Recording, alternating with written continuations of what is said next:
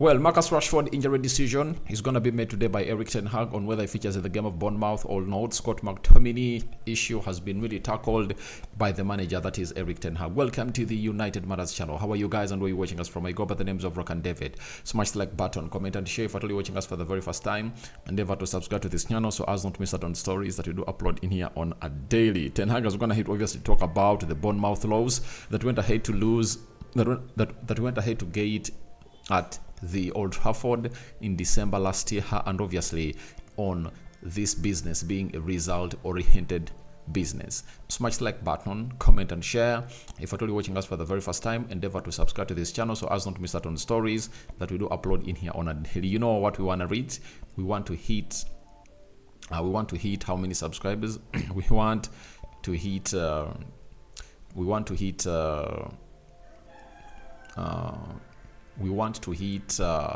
what's that milestone?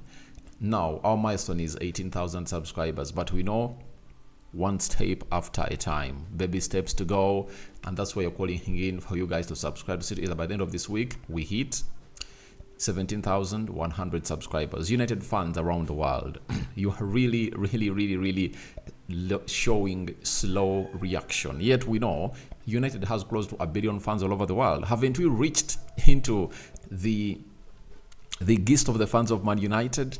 I think we should try to do something special in here and see to it that this channel really runs fast. You know, the Arsenal channel, I don't support Arsenal, but the Arsenal channel runs faster. They are like 3,000-4,000 subscribers ahead of us. So let's continue to obviously show the love and increase the viewership too. So the Muslims, Barakallahu fikum, to the Christians, we cover only the precious blood of Jesus Christ. Ten Hag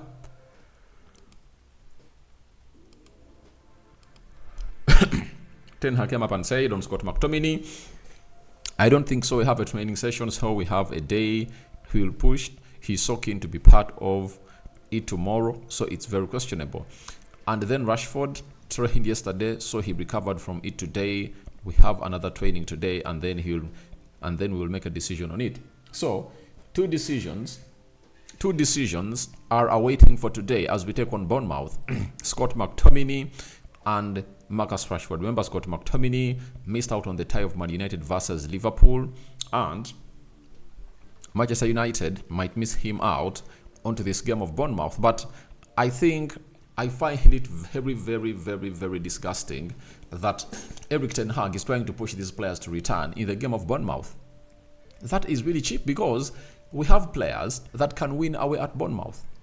You don't need Scott McTominay, you don't need Marcus Rashford in this game. When I hear that he's trying to make a final decision on whether they are going to travel with Man United or not, I feel bad. I really feel bad because you can't tell me that the other players are not really important to do the job. I tell you, with the lineup I told you about, Onana in goal, Dalot right back, Bissaka left back, Kambuala, Maguire in the central defense, Casemiro, Kobe Mainoo, you get Anthony, Garnacho, Bruno Fernandes, Rasmus Højlund. I tell you, that lineup, if they match the intensity of Bournemouth, we win that game. And you see to it that lineup of Man United is an overdose to teams like Bournemouth. But why should we force these players to come in through? I see no reason of us forcing them to come in through. I think they should really be rested and really come into play next Sunday when you're playing against Coventry City at Wembley. That is it. We should go ahead and really face Coventry when those people are available. I don't see the reason as to why we should rush these players. You know, let them rest. Because there is no huge impact they are bringing on the field of play. That is it.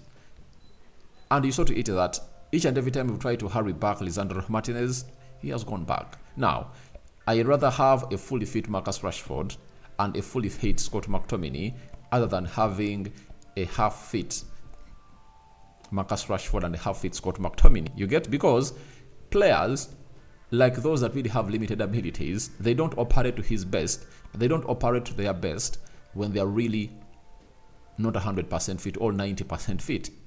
So it's better to have them when they are 100% fit And that's when their abilities will best come out to be really executed on the field of play. But every time we try to hurry them back, that will be a very bad action by Erik ten Hag. Let these players rest, like he did to Malacia, Luke Shaw, Martial, and very many others. Let them rest. Let them rest. Because when Marcus Rashford came on the field when you're playing against Chelsea, maybe he was injured. You saw how he played. He was just dilly-dallying in the pitch. When he came on the game of Liverpool and started, you saw what his output was. Meaning that if you had an Anthony, who is full fit on the right, and Garnacho, a full fit Garnacho on the left, would have gone ahead to cause havoc, because Rashford was released close to 2-3 times in that position, but because he was unfit, he couldn't labor on to obviously haunt the side of Liverpool. So that's why I come up and tell you, let's not really have this. I tell you, it's not called for, it's not needed, and I see no reason as to why we should obviously try to factor out such things. I think it's better. We found ourselves in a better position of really doing the needful, and what's the needful supposed to be doing. Let's obviously get going to where we deserve to be, and let's not force these players. You know, you look at a player like Casemiro, he's not 100% fit, but because of his quality and experience, you see to it that he tries to add dots, though not at the level at which he added them last season, but his presence helps us. That is it. But tell me, how does a presence of a half-fit Marcus Rashford help us? You know, how does a presence of a half-fit Scott McTominay help us? Because for Scott McTominay, his intensity and physicality help him a lot. And physicality and intensity are driven by fitness. That is it. If you're not fit, they won't come into play. And he might even force them on the field of play and be out for the rest of the season. So in the game of Bournemouth, let's try to use the players that we're really having at our exposure. And I think even the bench will be strong. Amad Diallo, Mason Mount, Eriksen, who else? Fosun Omari, which other player? Sofiane Amrabat. So I think the bench will be strong for that encounter. That is it. So for me, I'm not in a hurry to see them return. And if at all they return forcefully, when they're not going to hit to pass through the right criteria, then the manager will be to blame if at all these players really limp off the field of play and really find themselves injured. And that is it. So after that, let's talk about Marcus Rashford. He has found himself in a position of winning the goal for the month of March. You remember that scorcher he scored against the side of Man City, and that's his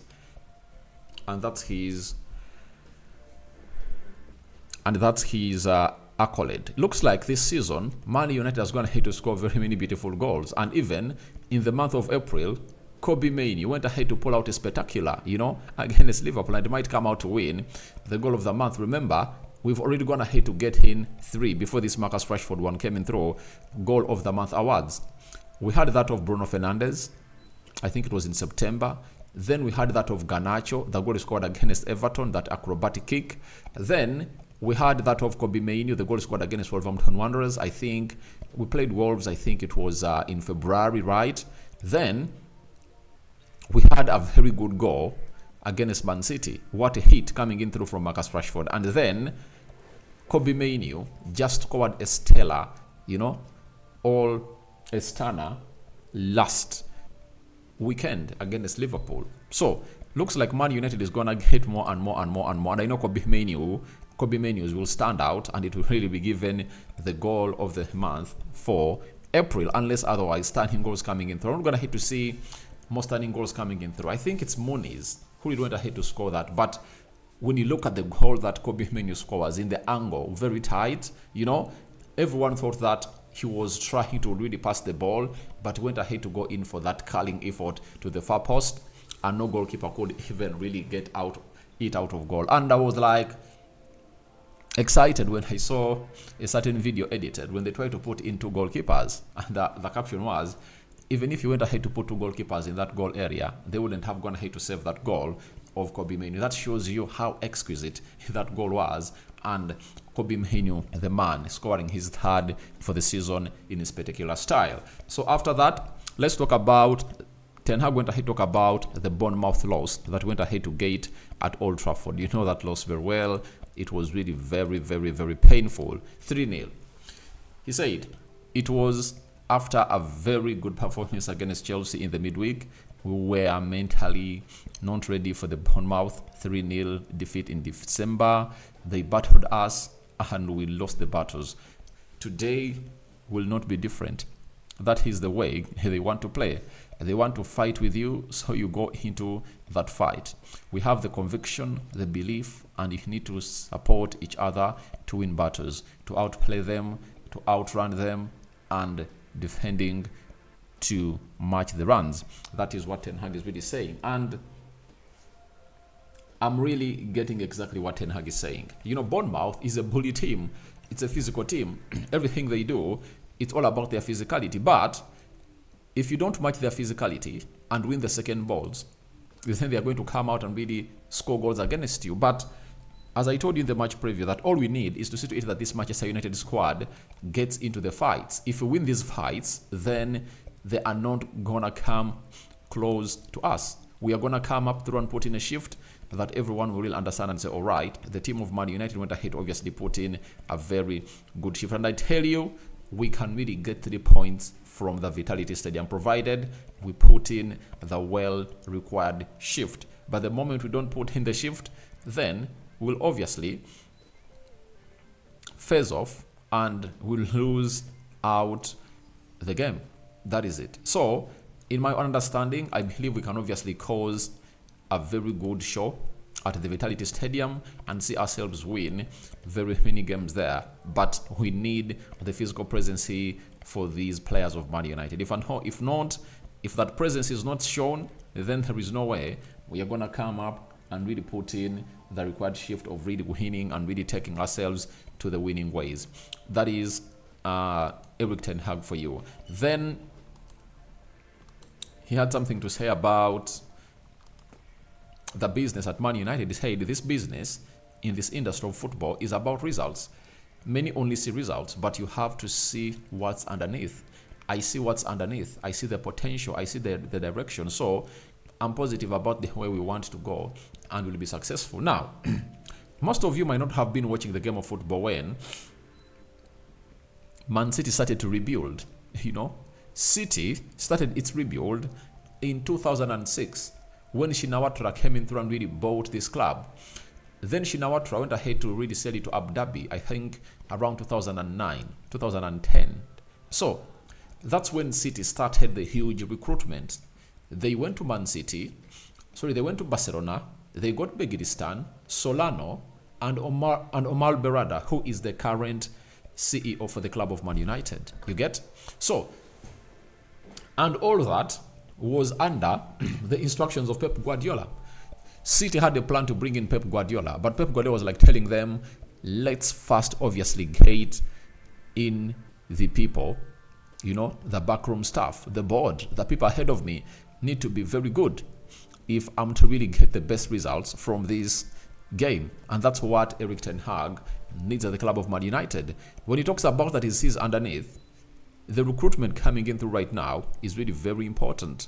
And with Omar Berrada in, Sir Dave Breshold, Joan Claude, Sir Jim Ratcliffe, having a CEO, having an owner who knows the game of football and what is required is different from having